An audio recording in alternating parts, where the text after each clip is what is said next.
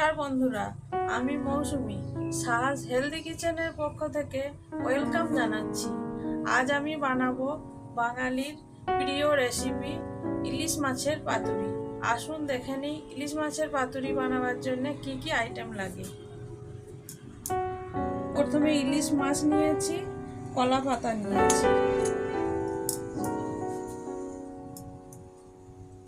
হলুদ, কাঁচা লঙ্কা বাটা, নুন, কাশ্মীরি লঙ্কা গুঁড়ো, কালো সর্ষে, হলুদ সর্ষে, টক দই, সর্ষের তেল, চেরা কাঁচা লঙ্কা, সর্ষে পেস্ট।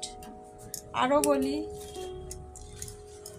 পাতুরি বানাবার সময় পাতাটা জলে হাফ সেদ্ধ করে নিতে পারেন, কিংবা গ্যাসেতে হালকা করে সেঁকে নেবেন, না হলে বাঁধবার সময় পাতাটা ফেটে যাবে। যদি ইচ্ছে আপনাদের আমি একটু দেখাচ্ছি। দেখুন, গ্যাসটা জ্বেলেছি, রুটি সেকা পেড়ির উপরে পাতাটা দিয়ে আমি হালকা করে সেঁকে নিচ্ছি। সেঁকে নিলে পাতাটা নরম হবে, বাঁধতে সুবিধা হবে পাতুরিটা।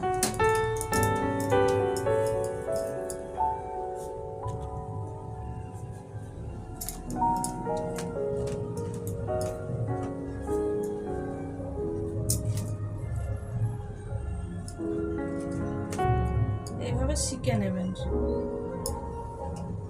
আমরা কিভাবে ম্যারিনেট করতে হয় একটু দেখে নিই।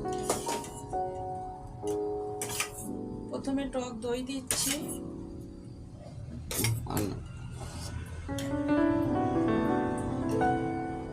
এরপর সর্ষে বাটা দিচ্ছি, সর্ষের তেল দিচ্ছি,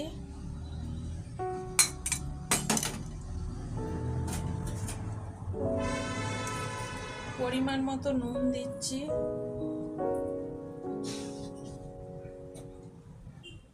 হলুদ গুঁড়ো দিচ্ছি পরিমাণ মতো,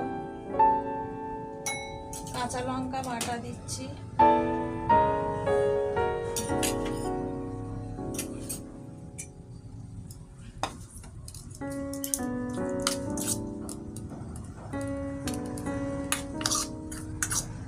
ভালো করে ম্যারিনেট করে 1 ঘন্টা রেস্টে রাখতে হবে।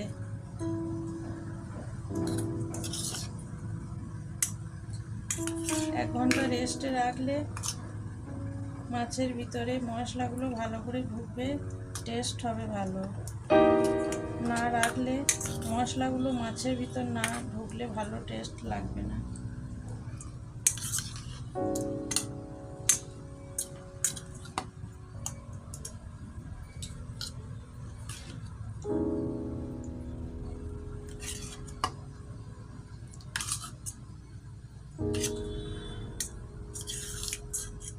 ম্যারিনেট করে আমরা 1 ঘন্টা রেখে দেব। 1 ঘন্টা পরে আবার দেখাবো আপনাদের কিভাবে পাতুরিটা বাঁধা যায়। 1 ঘন্টা পরে আমি ফিরে এসেছি। এবার দেখাচ্ছি কিভাবে পাতাটাতে বাঁধতে হবে মাছটা। চেরা কাঁচা লঙ্কা দিয়েছি, গ্রেভিটা দিচ্ছি অল্প,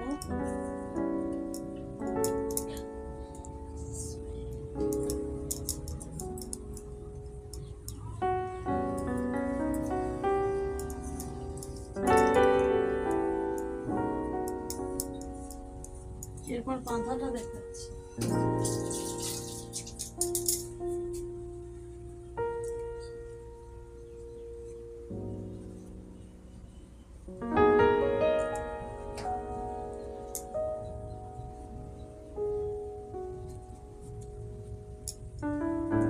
আমি টুথপিক দিয়ে বাঁধছি, আপনারা সুতো দিয়েও বাঁধতে পারেন।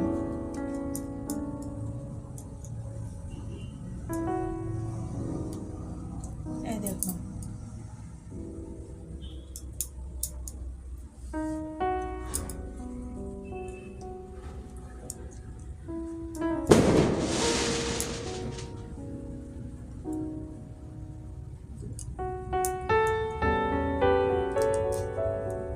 এইভাবে সবগুলো আমি বেঁধে নিয়েছি।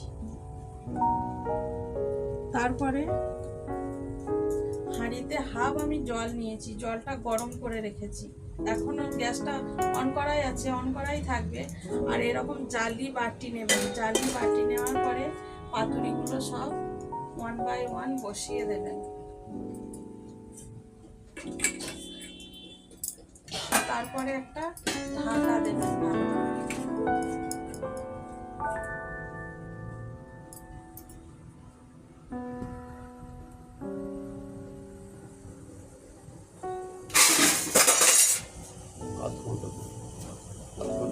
আধ ঘন্টা মতো স্টিমে থাকবে।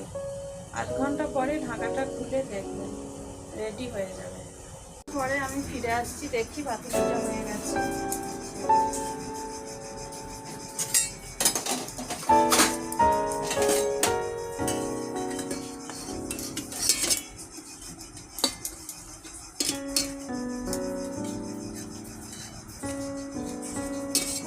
পাতুরিটা হয়ে গেছে।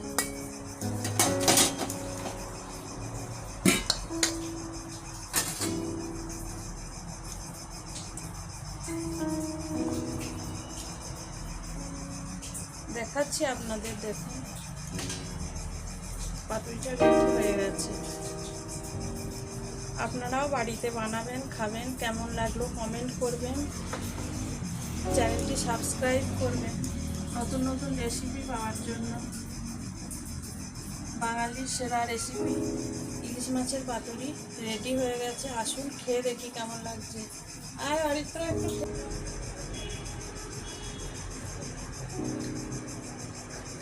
মা হেভি হয়েছে। আচ্ছা আচ্ছা, থ্যাংক ইউ। খুব ভালো ভালো রেসিপি বানাতে পারবে। তোমরা অবশ্যই সাবস্ক্রাইব, লাইক, শেয়ার সবকিছু করবে আর বেল আইকনটি প্রেস করে রাখবে, তাহলে নতুন নতুন রেসিপি খুব তাড়াতাড়ি পেয়ে যাবে।